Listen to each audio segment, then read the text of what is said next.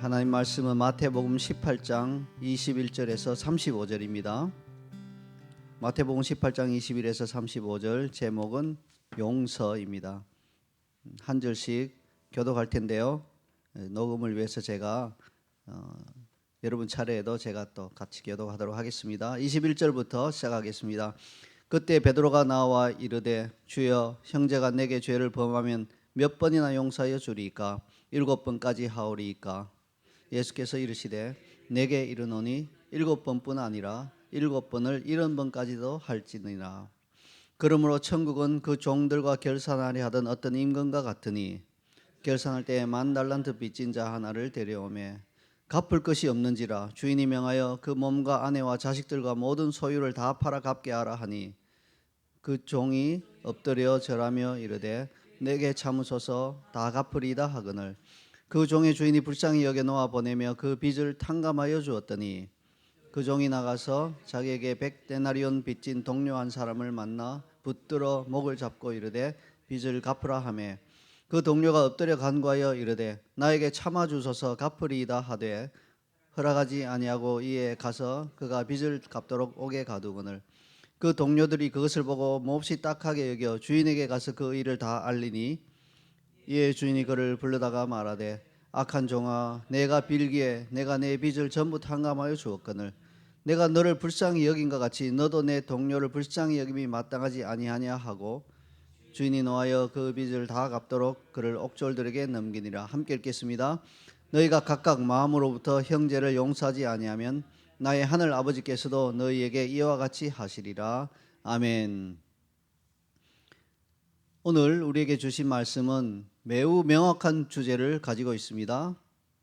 바로 용서라고 하는 주제입니다.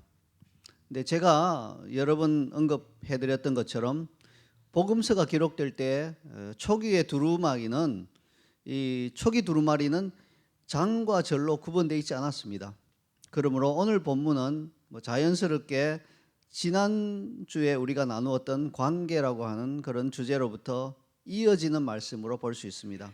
자, 이런 맥락에서 보자면 우리는 오늘 본문을 통해서 하나님과 사람 그리고 사람과 사람 사이의 관계를 깨뜨리는 가장 치명적인 독소가 있다면 상대방이 나에게 어떤 잘못을 했다는 그 자체가 아니라 잘못을 용서하지 않는 마음, 그 잘못에 대해서 물론 사과하지 않는 마음도 중요하지만 그 잘못에 대해서 용서하지 않겠다고 하는 마음이야말로 관계를 깨뜨리는 가장 치명적인 독소가 된다는 것을 알 수 있습니다. 그렇죠. 우리가 어떤 사람이 우리에게 잘못합니다. 마음이 섭섭하죠. 그리고 괘씸한 마음이 들기도 하죠. 근데 그 사람이 용서를 구할 때 관계가 회복될 수 있다는 거예요. 또 반대로 내가 어떤 사람에게 잘못을 할 수 있어요. 근데 내가 그 잘못을 깨닫고 용서를 구했는데도 용서해 주지 않으면 관계는 회복될 수 없는 것입니다. 그러면 용서는 관계를 깨뜨리는 혹은 관계를 회복시키는 아주 결정적인 요소가 됩니다. 용서하지 않는 마음은 관계를 망치는, 관계를 깨뜨리는 가장 치명적인 독소가 되는 것입니다. 근데 우리와 하나님의 관계에 있어서 한번 생각해 보십시다. 참 너무 감사한 게 있어요. 뭡니까? 우리는 언제나 하나님께 잘못을 저질러요. 그리고 그것을 회개하기도 하고 또 때로는 회개조차 하지 않을 때가 있습니다. 그런데 감사하게도 하나님께서는 그 아들 예수 그리스도 십자가의 사랑과 희생을 통해서 이미 우리를 용서할 마음을 품고 계신다는 거예요. 문제는 우리가 우리의 잘못을 하나님께 자백하고 그분의 용서를 받아들일 마음이 없다는 게 문제지, 하나님 편에서는 이미 다 용서할 마음을 품고 계세요. 이게 참 중요하죠. 어떤 사람이 용서할 마음을 품고 있는 것과 절대 용서하지 않겠다고 마음을 먹고 있는 건 다른 것이죠. 하나님께서 우리를 향하여 그 죄를 내가 용서하지 않겠노라 이렇게 마음 먹고 있다면 우리는 도대체 어디 가서 용서를 받을 수 있겠습니까? 네, 하나님께서는 이미 다 용서하고 싶은 그 마음을 다 품고 계세요. 예수님의 십자가로 인해서 마음을 품고 있는 겁니다. 근데 우리가 안 하는 거예요, 문제는. 참 생각해 보면 이게 굉장히 황당한 상황이죠. 정작 상처 입고 피해 당한 하나님 쪽에서는 스스로 큰 희생을 통해서 용서할 준비를 이미 다 갖추고 있는데 상처를 준 당사자인 우리가, 죄인들인 우리가 오히려 뻣뻣한 태도로 회개함으로써 주어지는 그 용서받기를 거부하고 있는 것입니다. 근데 이게 하나님께서 용서하시겠다는 데 대한 우리의 일반적인 태도예요. 아니 회개만 하면 다 용서하겠다 하시는데도 그 회개하기를 거부하는 것입니다. 그러니 관계가 회복되지 않죠. 그래서 하나님과의 관계가 문제가 있다면 그것은 100% 하나님 잘못이 아니라 우리 잘못인 것입니다. 우리가 회개하지 않고 회개를 거부하기 때문에 관계가 회복되지 않는 것이지 하나님 편에서의 문제는 없다는 것입니다. 자, 그리고 회개를 통한 하나님의 용서를 받아들이려 하지 않는 우리의 이런 잘못된 태도 못지않게 잘못된 것은 뭐냐 하면요, 우리가 남을 용서하기를 원하지 않는 완고한 태도입니다. 우리는 하나님과 이렇게 다른지요? 하나님은 그 죄인들을 다 용서하겠다고 이미 마음을 품고 이미 다 희생함으로 용서할 마음을 다 품고 계신데 우리는 그렇지 않아요. 우리는 누가 우리에게 잘못하면 앙심을 품고 기분 나빠하고 그리고 용서하지 않겠노라고 오히려 마음을 굳게 하는 그런 경향이 있다는 것입니다. 그러니 성경에서 무조건적으로 다 용서하라, 아무 조건 없이 용서하라 이렇게 가르치시니 이걸 받아들이기가 어렵다는 것이죠. 특히 그 사람이 나에게 행한 잘못으로 인해서 여전히 내가 지금 상처 안고 있고 그 상처가 쓰라린 상태에 있다면 그 용서라고 하는 것은 먼 나라 이야기죠. 다른 사람이나 용서하고 나는 저 사람 용서할 수 없다는 생각이 드는 것입니다. 왜? 상처가 계속해서 비명을 지르고 있으니까 아프니까 용서하고 싶다는 말이 나오지 않는다는 것입니다. 그래서 용서는요 머리로 이해한다고 할 수 있는 게 아니에요. 저도 그랬어요. 옛날에 예수님 처음 믿을 때 교만하에서 무슨 일인 다 용서해야 되지, 뭐 용서가 어렵다고, 용서하면 되지 생각했는데, 그렇게 또 말하기도 했는데 막상 내가 당해보니까 쉽지 않더라는 것입니다. 왜? 실제적인 상처니까요.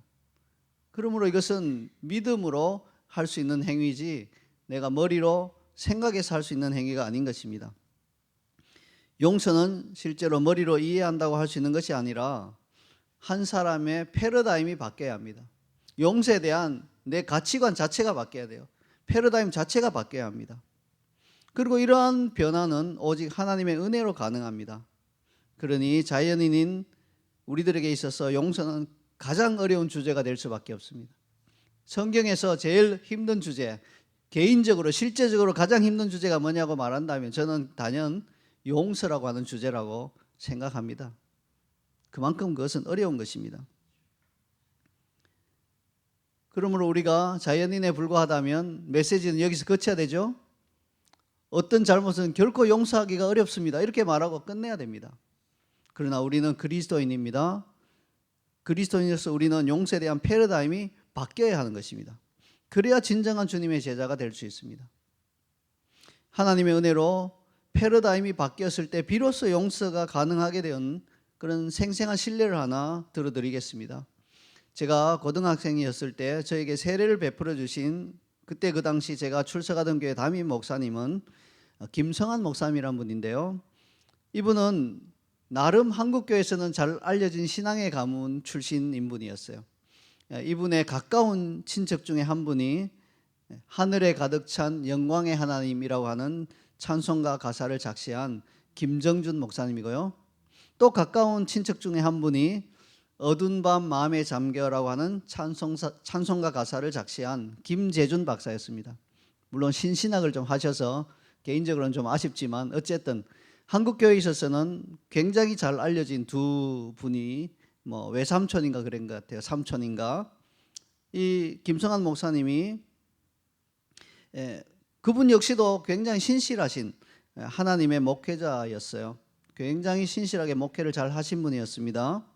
그런데 이분에게도 평생 도저히 풀지 못한 한 가지 숙제가 있었는데 그것은 일본을 용서하는 그런 문제였어요.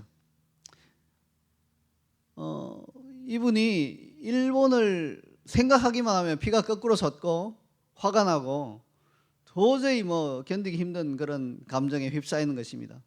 특히 더 힘든 게 뭐냐면 그때 당시만 해도 우리나라는 굉장히 가난하고 힘든 시절이었잖아요. 모든 사람들이 다 가난하게 살았어요. 근데 그때만 해도 일본은 잘 나가던 나라였어요. 막 경제가 일어나고 뭐 체감상 우리보다 한 10배는 잘 사는 것 같죠. 그러니까 그런 모습을 보기만 하면 너무너무 화가 나는 거예요. 우리는 이렇게 피해당한 민족은 이렇게 고생하고 있는데 그 피해를 준 그 민족은 왜 저렇게 잘 사냐. 그게 너무 가슴이 너무 아픈 거예요. 그래서 막 일본을 용서하다. 이거는 이제 말은 그렇게 하죠. 용서해야 됩니다. 우리가 하지만 그 속 깊은 곳에서는 용서가 안 되는 거예요. 참 괴로운 일이죠. 목회자가 그 일본이라는 나라를 생각만 하면 막 피가 거꾸로 솟고 용서를 못하니 이게 성경 가르침과 너무 반대잖아요. 그런데도 어찌할 수 없으니까 너무너무 괴로워하였다는 겁니다. 뭐 지금은 그렇게 일본을 미워하는 분들이 많지 않죠. 뭐 일본하고 그렇게 직접적으로 피해 당한 사람 많지 않으니까요. 뭐 조상 때 그래 피해 당했다다 이런 정도만 알지 직접 피해 당한 사람은 별로 없었습니다. 그 당시만 해도 온 국민이요 일본은 아주 이를 갈았어요. 스포츠 시합까지도 한일전 한다 하면 지면 현해탄에서 빠져 죽으라 그러고 막 엄청난 그런 압박이 있었어요. 그 목사님은 왜 이렇게 싫어했을까요? 물론 일반적인 국민의 감정으로 싫어한 면도 있었지만 그 목사님 가문에 독립투사들이 많았던 거예요. 그래서 일제시대에 뭐 바로 위에 할아버지 뭐 이제 심지어는 뭐 외삼촌 이런 분들이 끌려가서 일본 경찰들에게 고문을 많이 당했죠. 그래서 불구가 된 분도 있고 심지어 돌아가신 분도 있고 하기 때문에 너무너무 실제적으로 와닿는 거예요. 그래서 너무 용서하기가 너무 힘든 것입니다. 그런 상태로 여러 해를 보냈는데요.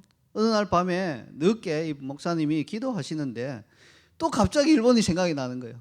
아니, 기도 중에 왜 일본이 생각이 나? 그냥 생각이 안 나야 되는데 생각이 나버린 거예요. 그래서 목사님이 갑자기 기도가 잘 안 되니까 기도를 뚝 끊고는 자기도 모르게 푸념을 늘어놓았다고 합니다. 하나님께.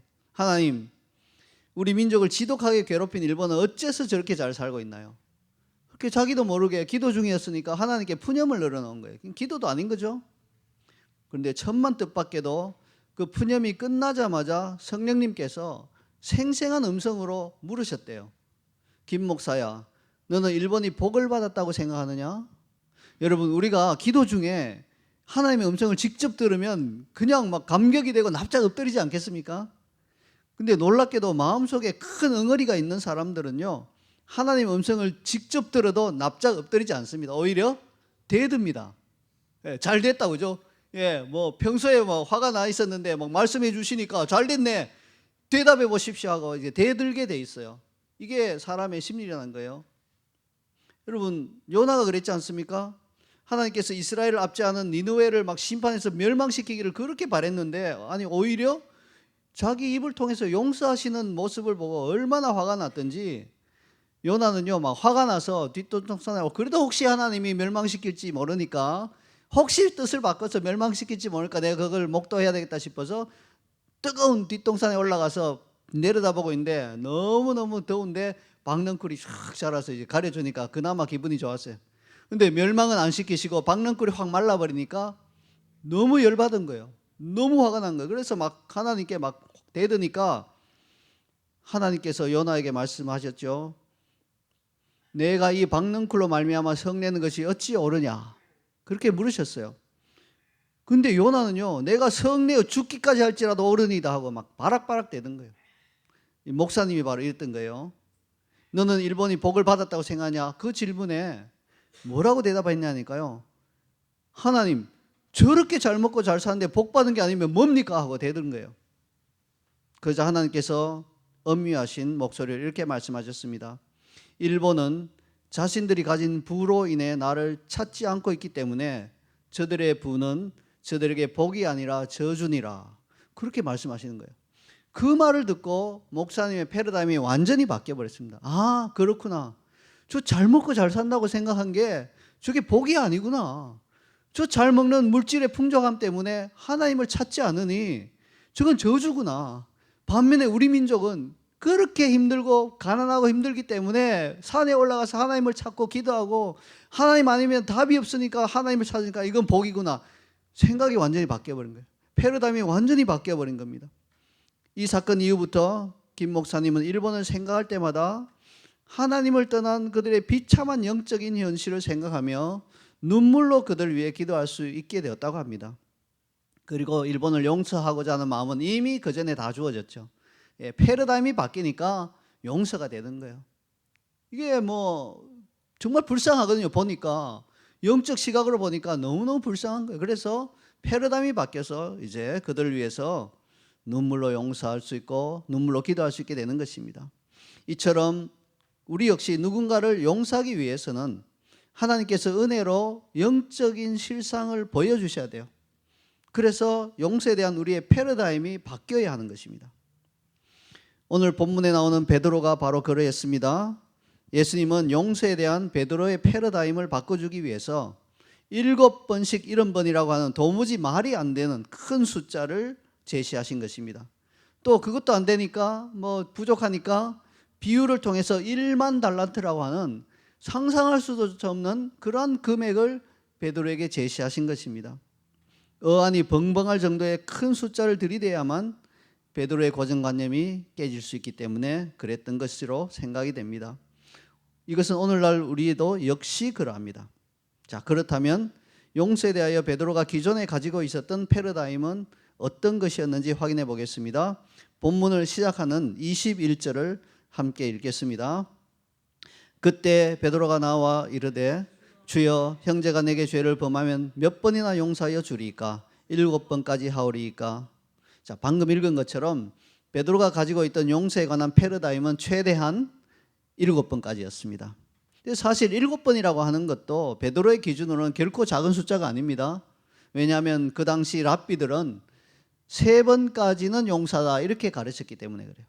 그러니 베드로는 3번만 해도 뭐 랍비들의 가르침은 충분한데 그래도 우리 제 예수님이니까 3번 보통 랍비는 아니시니까 3도 완전수지만 그 다음 나오는 완전수가 7이니까 7번을 들이댄 거예요. 그러면 자기 생각으로는요, 야 베드로야, 보통 랍비들은 3번이라고 말하는데 너는 7번을 말하니 야 너 정말 대단하다, 너 참 용서가 후하구나 하고 칭찬해 주실 것으로 생각했을지 모르겠습니다. 이게 용서에 대한 우리의 일반적인 생각이에요. 내가 정해놓은 어떤 선이 있어요. 기준이 있어요. 그리고 그 선까지는 용서해 줍니다. 그리고 그 선이 보통 내가 후하다고 생각해요.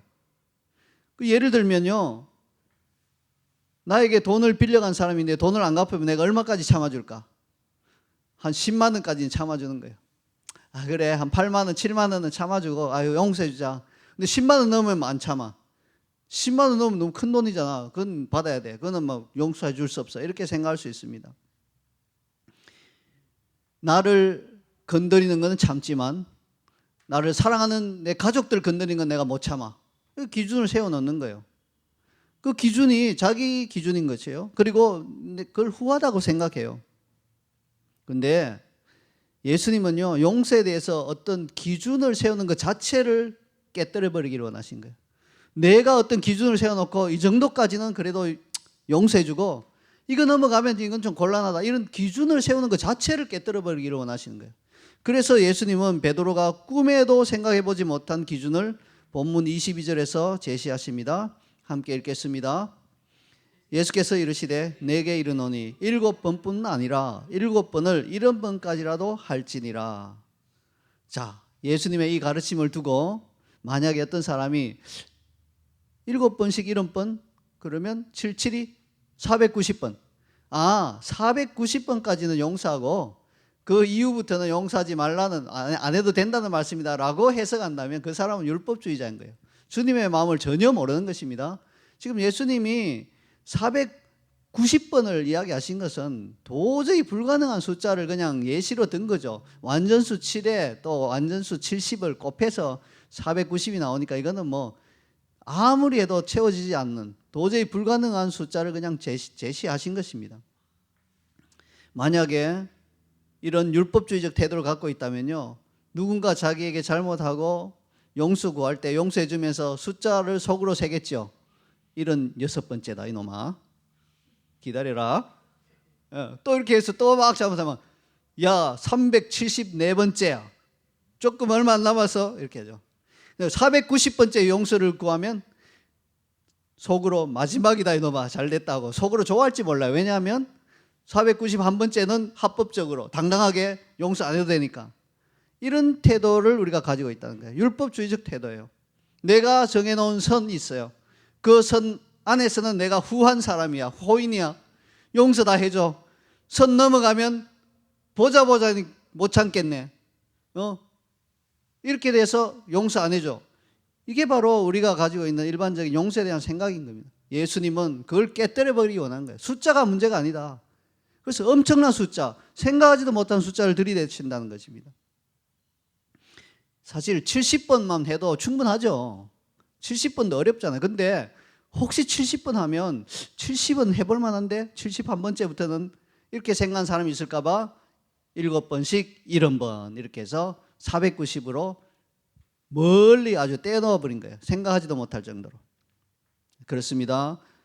예수님이 말씀하시는 용서는 숫자에 달려있는 것이 아니라 얼마나 긍휼의 마음으로 상대방을 바라볼 수 있느냐에 달려있는 것입니다. 예수님은 용서에 대한 이런 원리를 더 명확하게 가르쳐주기 위해서 어떤 임금에게 10,000달란트 빚진 종의 비유를 들려주셨습니다. 예수님께서 비유를 사용하시는 것은 그만큼 중요한 가르침이에요. 베드로가 물었을 때 그냥 7번씩 70번이라도 용서하라 하고 끝내지 않으시고 거기에 굉장히 긴 비유를 들어서 다시 반복하신다는 것은 그만큼 중요하다는 것입니다. 그리고 그 비유에서도 어김없이 베드로가 세운 기준을 깨뜨리는 숫자가 나오죠. 10,000달란트라고 하는. 10,000달란트가 얼마예요? 지금 현재 시세로 얼마예요? 이런 거 궁금한 분들이 참 많더라고요. 뭐 이게 딱 얼마다, 뭐 7,562억이다, 뭐 이렇게 말을 해줘야 속이 풀리는 분인데, 지금 예수님이 10,000달란트는 현재 시세로 얼마냐가 중요한 게 아니라 도저히 갚을 수 없는 어떠한 가상의 숫자다, 이렇게 생각하시면 돼요. 왜? 10만이라고 한 것도 어떤 의미에서는 완전한 숫자죠. 그래서 금 10,000달란트가 오늘날 시세로 얼마나 되는지 저도 뭐 계산이 안 됩니다. 영원히 갚지 못할 그런 금액인 것입니다. 현 시대 초강대국인 미국에 대한 별칭으로 천조국이라는 게 있어요. 여러분 혹시 들어보셨어요? 저는 언젠가 이렇게 글을 읽는데 천조국에서 이런 말이 나오더라고요. 그래서 천조국이 어떤 나라지? 생각하고 이렇게 보니까 그걸 미국을 가리키는 거더라고요. 이렇게 읽다 보니까. 그래서 아니 미국을 왜 천조국이라고 하는가? 그래서 저는 처음에 생각하기를 한자를 풀이해 보면 되겠다. 천, 하늘천, 조, 도울조, 국, 나라국. 하늘이 돕는 나라라는 뜻인가? 그래서 천조국이라고 하는가? 이렇게 생각했는데 그게 아니더라고요. 미국의 국방 예산이 우리나라 돈으로 1,000조가 넘기 때문에 천조국이라고 하는 겁니다. 물론 그 정도 되면 진짜 하늘이 돕는 것처럼 든든하겠죠. 그래서 이 1,000조라고 하는 것은요, 우리 서민들은 얼마나 큰 돈인지 실감이 안 납니다. 1조만 해도 뭐 실감이 안 나는데 1,000조라고 하는 것은 상상이 안 되는 숫자인 거죠. 그래서 예수님께서 10,000달란트 하신 것은 1,000조 이렇게 한 것처럼 서민들로서는, 일반인들로서는 그냥 아예 상상조차 할 수 없는 숫자인 것으로 받아들이시면 되겠습니다. 그걸 갚아라고 나오는, 못 갚는 거예요. 도저히 못 갚는 어떤 숫자를 말씀하신 것이죠. 그렇다면 이 비유에서 임금이 자신에게 10,000달란트 빚진 종에 대하여 조건 없이 그 빚을 탕감해 주기로 결심한 이유는 뭘까요? 임금이 돈이 막 너무 많아서 넘쳐서 그냥 10,000달란트 정도는 껌값이야 이렇게 생각해서 그랬을까요? 아니에요. 여러분 부자일수록 돈에 대해서 더 치밀하고 더 확실해요. 그러면 임금이 딱 기준을 세워서 10,000달란트까지는 용서해주고 그 이후에는 용서 안 해주겠다, 이렇게 기준을 세워놔서 그럴까요? 아닙니다. 둘 다 아니에요. 예수님께서 이 비유에서 임금이 왜 그를 탕감해 줬는지, 그의 빚을 탕감해 줬는지 임금이 직접 자기 입을 통해서 말하고 있죠. 뭐라고 말합니까? 그 종이 빌었습니다. 먼저는 네가 빌기에, 그래서 그 종이 막 싹싹 비는 모습을 보고 아내와 자녀들도 있고 지금 제가 옥에 가면 아내와 자녀들 길거리에 내가 앉아야 됩니다. 비는 그 모습을 보고 내가 너를 불쌍히 여겨 이렇게 말씀하고 있죠. 그래서 그 종이 빌었고 임금이 그를 불쌍히 여겼기 때문에 탕감해 준 겁니다. 뭐 액수의 고하 뭐 기준 이런 게 아니에요. 보고 불쌍히 여기고 그래서 이제 불쌍한 마음이 들어서 조건 없이 탕감해 준 것이에요. 이것이 바로 하나님께서 우리를 용서하시는 방식이죠. 우리가 뭐 어떻게 하나님께 우리의 죄의 빚을 갚겠어요? 뭔 노동을 해서 갚겠어요? 뭔 옥에 들어가서 갚겠어요? 못 갚아요. 하나님께서 우리 모습을 보고 불쌍히 여기셨고 탕감해 주신 겁니다. 십자가로 탕감해 주신 것이죠. 그리고 똑같은 원리로 우리가 다른 사람 용서하는 방식 역시 이래야 되는 거예요. 뭐 기준을 세워서 용서 이게 아니라 보고 불쌍하다는 생각이 들고 그래서 그냥 아무 조건 없이 그냥 용서해 준 거예요. 이게 바로 하나님 방식의 용서고요. 우리가 가져야 할 용서에 대한 패러다임인 것입니다. 하나님은 갚을 길 없는 죄의 빚을 지고 있는 우리를 보고 참 불쌍히 여기신 것이죠. 근데 우리가 막 자발적으로 막 먼저 빌었나요? 이게 놀라운 은혜예요. 대부분 경우는 그 사람이 그래도 와서 막 빌어야지 불쌍한 마음이 들잖아요. 근데 하나님께서는 하나님이시니까 우리의 비참한 영적인 상태를 이미 알고 계신 거예요. 그리고 우리의 영이 막 속에서 탄식하면서 비는 걸 보시는 거예요. 그리고 실제로 용서해 주면 나중에 깨달으면 와서 빌 거를 미리 땡겨서 보시는 거예요. 야, 얼마나 좋으신 분인가요? 우리는 빌 때까지는 용서 안 하잖아요. 그죠? 빌어야 빌어서 불쌍히 여겨볼까 하고 용서하기 시작하잖아요. 용서하기 시작하잖아요. 근데 하나님은 어떻습니까? 다 보시는 거예요. 미래까지 다 보시고 그 내면까지 보시고 우리는 뻣뻣하지만 우리의 영은 막 비참하게 빌고 있는 모습 보시고 또 용서해 주면 깨달으면 나중에 막 빌게 될 것을 미리 보시고 미리 용서해 주시는 거예요. 미리. 우리도 그래야 되는 거예요. 그러니까 우리는요, 그리스도인들은 보고 막 빌면 용서하겠다 이게 아니에요. 하나님처럼 안 빌어도 그래 내가 용서해 주면 네가 혹시 깨닫고 나중에 빌 수도 있잖아. 그렇지 않더라도 네 영이 지금 얼마나 피폐한지 아냐. 그래 용서해 줄게. 이게 우리의 제 태도가 되어야 하는 거예요. 우리의 마음이 되어야 하는 것입니다. 우리가 다른 사람들을 용서하는 건요. 근데 보고 아무 생각 없으면 안 돼요. 그럼 용서가 안 되잖아요. 그 사람을 보고 불쌍한 마음이 들 때 용서할 수 있어요. 근데 뭐 실제로 그 사람이 불쌍한 형편이나 처지에 있다면 그게 그 마음이 들기가 어렵진 않겠죠. 딱 보면 되니까. 근데 보통은 그게 잘 안 보인다는 거예요. 뭐 일본처럼요. 삐까번쩍한 옷을 입고 잘 사는 것처럼 보이니까 나한테 그렇게 괴롭힘을 주고 자기는 잘 사는 것처럼 보이니까 용서가 안 되는 거예요. 실제적인 그 내면을 볼 수 있다면 그 내면의 비참함을 볼 수 있다면 용서할 수 있게 되는 겁니다. 제가 이번에 선교지를 다녀왔는데요. 그곳에서 사역하시는 싱글 여자 선교사님이 저에게 이런 이야기를 들려주셨습니다. 그분이 사역하던 초기에 한국의 본부로부터 또 다른 한인 선교사 부부가 그 나라로 파송되어 왔어요.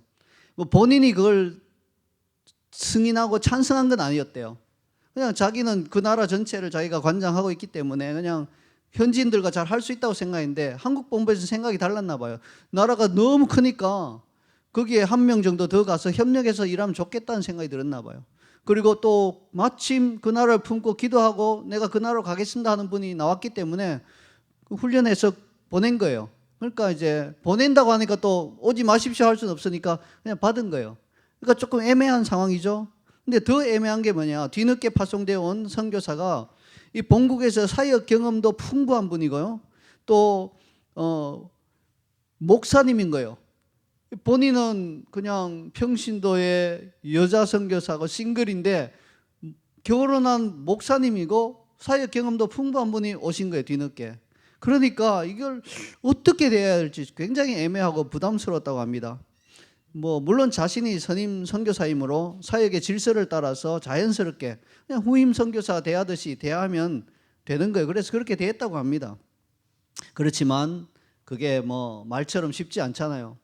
보이지 않는 갈등이 자꾸 쌓이는 거예요. 시간이 지날수록 점점 쌓이더니 마침내는 이 갈등이 팽배해져 버렸고요. 관계가 많이 깨져 버렸다고 합니다. 그래서 나중에는 어느 지경까지 이르냐니까 같은 공간에 서로 같이 있는 게 불편할 정도까지 돼버렸어요. 참 안타까운 일이죠. 같이 하나님의 일을 하고 선교사로 같은 나라를 선교 나왔는데 같은 공간에 있는 게 서로 불편해요. 그래서 그냥 당신은 당신 일을 하십시오. 열심히 하십시오. 터치 안 하겠습니다. 내가 위에 있는 사람이지만 터치 안 할게요. 당신도 뭐 나한테 보고할 필요 없이 한국에 그냥 보고하세요. 뭐 이렇게 돼버린 거예요. 같은 공간에 있는 것조차도 좀 불편한 그런 상황이 되었다는 것이죠. 자, 그런데 어느 날 큰 사건이 벌어졌습니다. 그 선교사 부부에게 두 아들이 있는데 그 중에 한 아들이 갑자기 머리가 아프다고 하면서 머리를 막 아파하더니 응급실로 이제 갔는데요. 응급실에서 이렇게 조사를 해보니까 뇌에 이상이 생겨서 긴급 수술을 해야 한다는 거예요. 생명의 위협이 있는 거예요. 여러분 생각해 보십시오. 의료시설이 열악한 그런 선교지에서 목숨이 위태로운 그런 상황에서 긴급하게 뇌수술을 하게 됐으니 얼마나 이게 큰일입니까? 그래서 막 그 소식을 듣고 이제 부모도 달려가고 이 선교사님도 달려갔대요. 그리고 검사하고 아이는 아파서 죽는다고 그러고 있고 막 검사하고 하는 동안 정신이 하나도 없죠. 그 다음날 주일이어서 현지 교회를 섬기러 가야 되는데 그것도 못 갔대요. 부모도 다 못 가고 있다가 밤늦게 이제 어머니는 그 다음날 현지 교회를 섬기는 게 있어 어쩔 수 없이 가고, 근데 아버지는 자기는 안 가겠대요. 못 가겠대요. 아들 곁에 있겠다는 겁니다. 그리고 나서 새벽녘에 수술실로 들어갔는데요. 그 수술실 앞 복도 얼마나 그 또 뭐 현대식 병원이 아니잖아요. 한국의 병원이 아니에요. 후진국 병원은 그냥 뭐 돗대기 시장 같잖아요. 그 수술실 앞 복도에 이 아버지가요, 넋이 나간 표정으로 흐름한 그 병원 복도에 주저앉아 있는 모습을 보고 그 선교사님이 그 모습을 보는데요, 굉장히 불쌍하게 여겨지면서 그동안 그분을 향해 가지고 있던 그러한 불편했던 마음이 다 눈 녹듯이 사라지더래요. 다 없어지면서 너무 안 됐다, 너무 불쌍하다, 이런 생각이 쫙 들면서 불편하고 미워하고 원망하고 이런 마음들이 눈 녹듯이 사라지는 것을 경험했다고 합니다. 감사하게도 수술이 잘 되어서 아이는 건강을 회복했고, 그분은 그때 이후로 최대한 그분의 마음을 잘 살펴서 불편하지 않도록 그렇게 많이 배려를 해드렸고요. 최선을 다해서 관계를 회복시켜서 뭐 그냥 일상적인 관계는 거의 다 회복되었다고 합니다. 그리고 하나님께서 그 정도 되니까 자연스럽게 이분을 그 나라의 완전히 반대 지역으로 보내셨다가, 그리고 그 후에는 다시 본국으로 돌아와서 본국에서 중요한 일을 맡도록 그렇게 자연스럽게 인도를 해주셨다고 합니다. 근데 만약에 용서하지 않고 불편한 마음 그대로 쭉 세월이 지난 다음에 이분이 떠나갔다면 지금까지도 얼마나 불편하겠어요. 근데 하나님께서 어떤 계기를 통해서 용서하는 마음, 정말 불쌍히 여기는 마음, 긍휼히 여기는 마음을 주셔서 관계가 회복되게 하신 다음에 자연스럽게 옮기시더라, 그렇게 저에게 고백을 하시더라고요. 저는 그 이야기를 들으면서 야, 이분 역시 주님의 마음을 품은 하나님의 사람이라고 생각하게 되었습니다. 왜냐하면요, 마음이 불편하고 용서하기 힘든 분이 있을 때는요, 그 사람이 아무리 힘든 일을 당해 넋이 나가 있다 하더라도 끝내 긍휼히 여기지 않는 사람도 많거든요. 뭐 저도 개인적으로 인생의 가장 힘든 시기에, 정말 가장 힘든 상황에서 그 시기를 지나고 있을 때 그때 저를 좀 대적하고 공격하는 분들이 있었는데 전혀 공격의 고삐를 안 늦추더라고요. 그냥 뭐 상관없이 그냥 계속 공격하더라고요. 근데 하나님의 사람들은 그러면 안 되겠죠. 상대방이 정말 어려움을 당했을 때 정말 불쌍히 여기는 그런 마음을 가져야 합니다. 어떤 면에서 우리 그리스도인들은 참 독해요.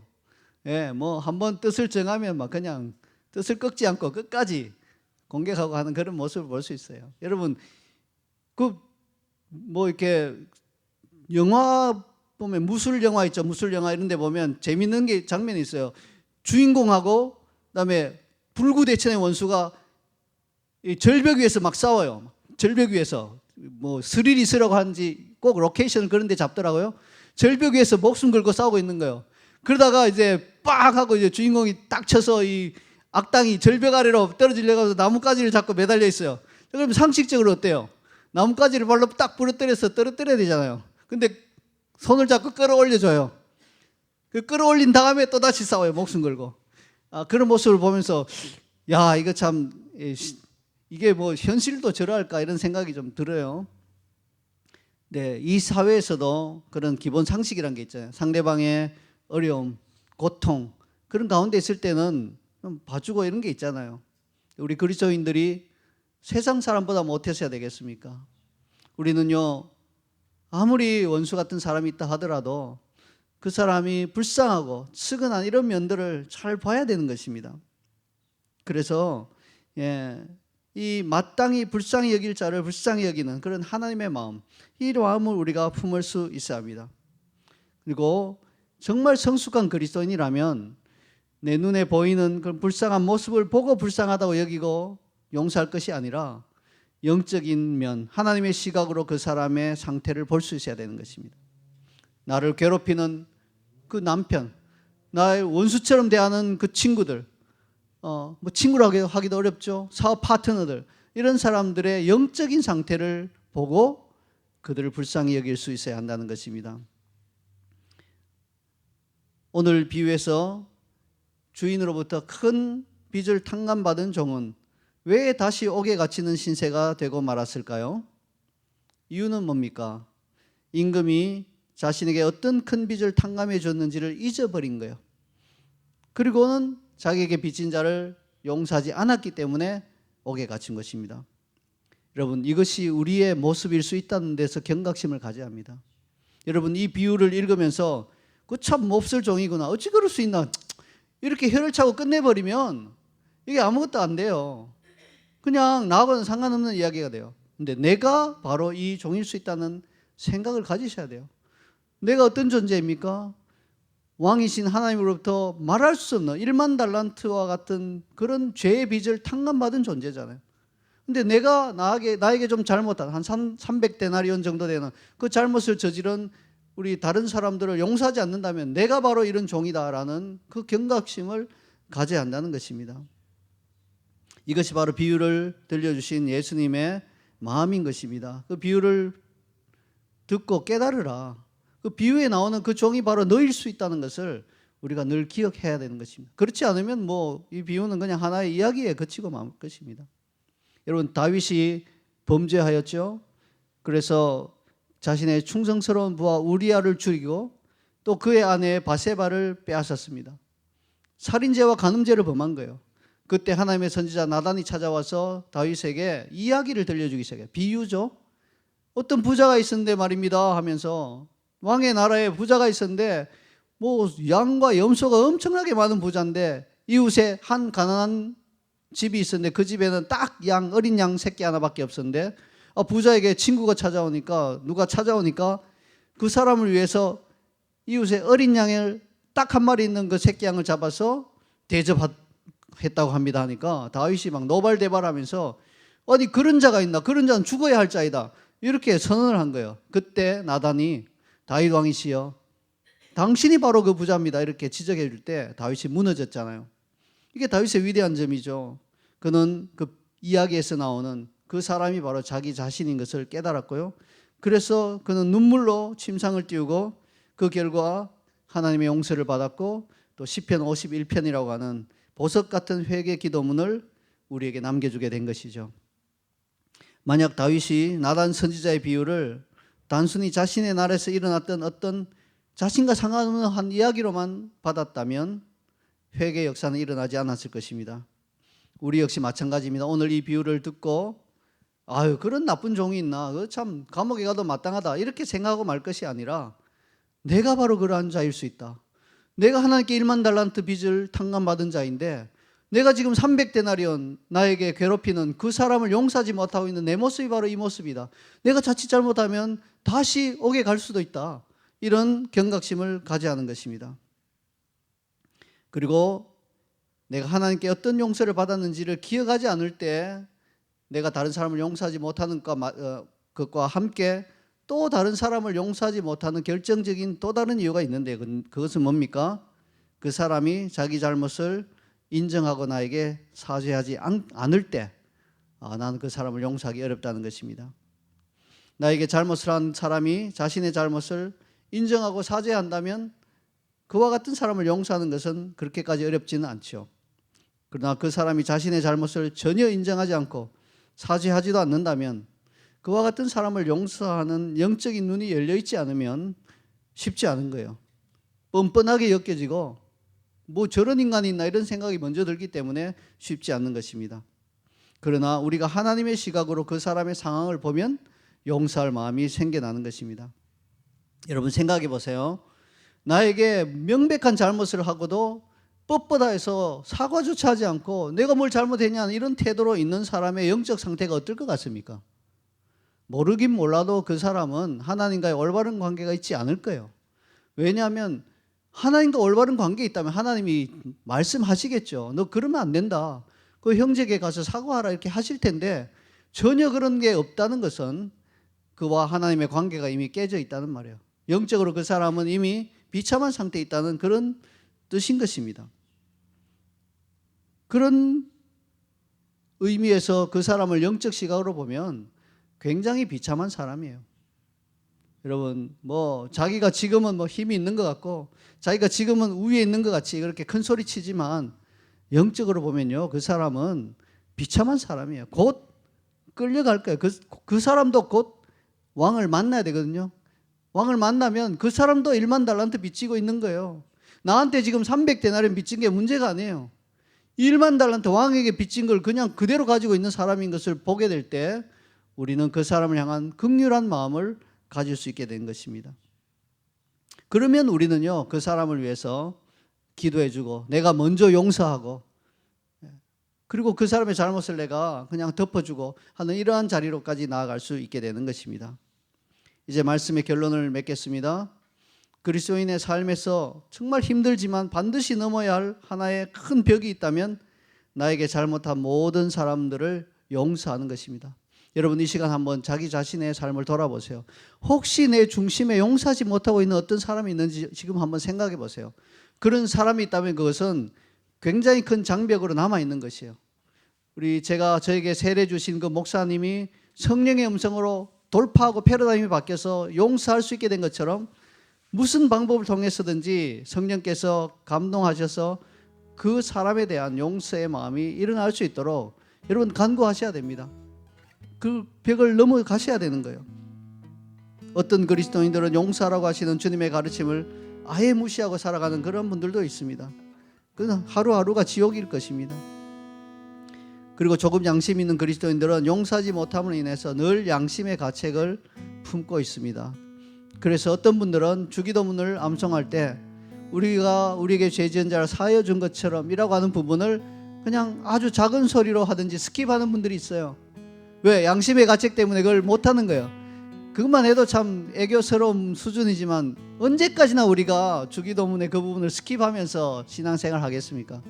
당당하게 그 부분을 고백할 수 있도록 용서에 대한 우리의 패러다임이 바뀌고 정말 뻣뻣하게 정말 나에게 그렇게 큰 잘못을 저질러 놓고도 그냥 고개 빳빳이 쳐들고 다니는 그 사람을 보고서도 내가 영적인 시각으로 보고 하나님의 시선으로 보면서 그의 처절한 영적인 상태를 보고 불쌍히 여길 수 있는, 그래서 내가 먼저 용서할 수 있는 그 그리스도의 마음을 우리가 품을 수 있어야겠습니다. 이것이 바로 용서에 대한 하나님의 요구이며 우리 그리스도인들이 마땅히 따라야 할 하나님의 가르침인 것입니다. 우리 자이언 CC 모든 성도들이 주님의 기준에 맞추어서 우리에게 잘못한 모든 이들을 용서할 수 있게 되기를 간절히 소원합니다. 아멘. 우리 시간 한번 기도하십시다. 우리 다른 것 기도하지 마시고요.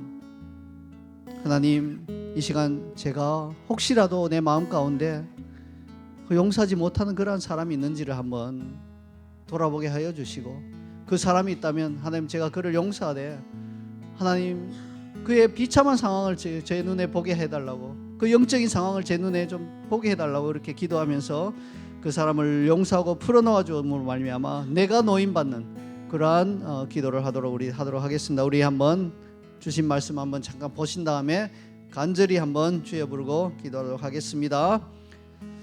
주여, 주님 시간 기도합니다. 주님, 베드로가 주님께 나와서 용서에 대해서 물었을 때 주님 7번씩 70번이라도 용서하러 하시면 또 또 비유를 통해서 1만 달란트 빚진 그 종의 비유를 들려주셨습니다. 하나님, 그렇습니다. 1만 달란트 빚진 종이 바로 나인 것을 깨닫게 해 주시옵소서. 하나님, 우리가 어떠한 사랑으로 하나님의 용서를 받았는지를 기억하게 하여 주시옵소서. 그러할 때 우리에게 300데나리온 빚진 자, 하나님, 우리가 300데나리온 물론 큰 돈이고 하나님, 그것이 실제적인 그런 아픔이고 실제적인 고통이고 실제적인 상처이지만 하나님, 그것이 그들의 영적 상태를 보았을 때 저들이 여전히 왕에게 1만 달란트 빚지고 있는, 하나님, 그것을 해결하지 못하면 저들이 욕에 갇혀서 나올 수가 없는 것을 보게 하시고 저들을 불쌍히 여기는 마음을 내가 가지게 하여 주시옵소서. 하나님, 용서가 어렵습니다. 용서가 참으로 어려운 주제입니다. 그러나 그리스도인이라면 이 벽을 넘어야 하고 하나님, 우리가 주기도문을 고백할 때 하나님, 우리에게 우리 죄전자를 용서해 준 것처럼 우리 죄를 용서해 달라고 당당히 고백할 수 있는 그러한 자리로 나가기 위해서 하나님, 우리가 용서하지 못하는 마음을 품고 있으면 안 된다는 손을 배웠습니다.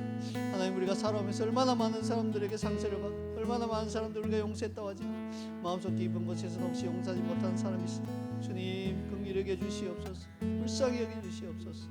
주님, 그래서 그들 용서하고 주님, 우리가 자유함을 얻고 노임받게 하여 주시옵소서. 주님, 감사합니다. 하나님, 이 시간 기도합니다. 하나님, 용서란 주제를 우리에게 주셨는데 때로는 이것이 어떤 높은 벽처럼 느껴지고 도저히 이것을 넘을 수 없을 것 같고 하나님, 정말 어떻게 저 사람을 용서할 수 있을까 그런 생각이 우리 마음 가운데 들 수도 있습니다. 그러나 하나님, 이것이 다 마귀가 주는 생각이며 세상의 기준이며 나의 기준이며 하나님의 기준이 아닌 것을 깨닫게 해 주시옵소서. 예수님은 무조건적으로 용서하라, 7번씩 70번이라도 용서하라, 1만 달란트도 용서받았으니 300데나리온 다 용서하라고 무조건적인 용서를 말씀하신 것을 기억하게 하여 주시옵소서. 하나님, 여기에 순종하는 것이 믿음인 것을 깨닫게 하여 주시옵소서. 내 생각과 내 의지는 안 된다 하지만 하나님, 그러나 하나님의 명령이므로 내가 꺾고 순복하여 하나님, 그를 용서하기 시작할 때 그의 비참함이 보일 것이며 그의 그 처한 상태를 보게 될 것이며 진정으로 그를 긍휼히 여기는 그리스도의 마음이 우리에게 부어질 것입니다.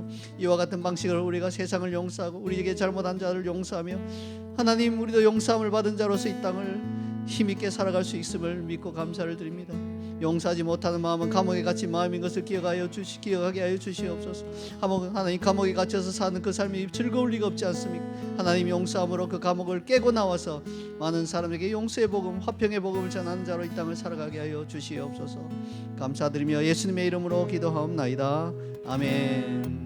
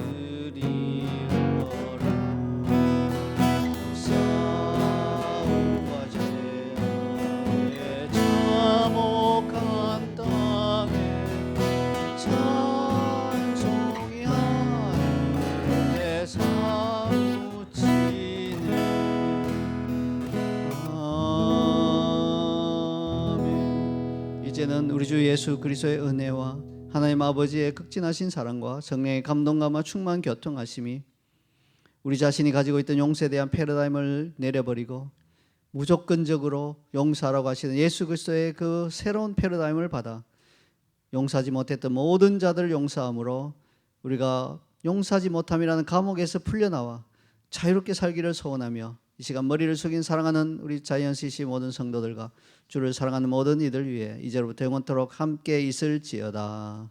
아멘. 할렐루야. 감사합니다. 예배를 마쳤습니다. 네, 광고를 잠깐 보시는데요. 다른 것은